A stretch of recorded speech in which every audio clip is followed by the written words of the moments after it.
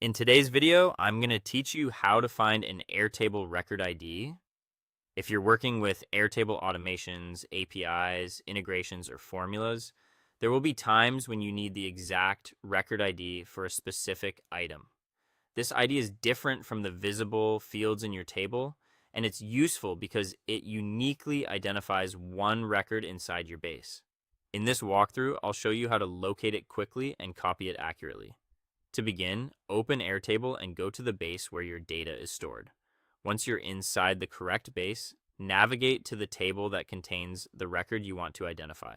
Make sure you're in the right table before moving forward, especially if your base contains several tables with similar information. Next, find the specific record you need. Click on that record so you can focus on the exact entry you want to work with. This is important because every record has its own unique ID, so you'll want to make sure you've selected the correct one before copying anything. After selecting the record, open it in expanded view. This gives you a clearer, more detailed look at the record and makes it easier to access the information connected to it. In many cases, expanded view also makes the browser URL more specific to that individual record. Now look at the browser's address bar. In the record URL, you should see a string that represents the record ID.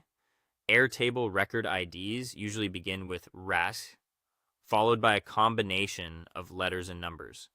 That rec prefix is the key detail to watch for because it helps you distinguish the record ID from other parts of the URL, such as the base ID or table view information. Once you find the full record ID, carefully copy it. Be sure to copy the entire value from start to finish without leaving out any characters. Since these IDs are exact identifiers, even one missing or extra character can cause problems when you use it later. After that, you can paste the record ID wherever you need it. This might be in an API request, an automation setup, or a formula configuration depending on your workflow.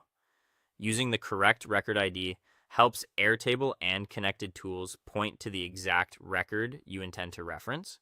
That's all there is to it. Open the base and table, select the record, expand it, check the URL, look for the ID, starting with rec, copy it, and use it in your setup.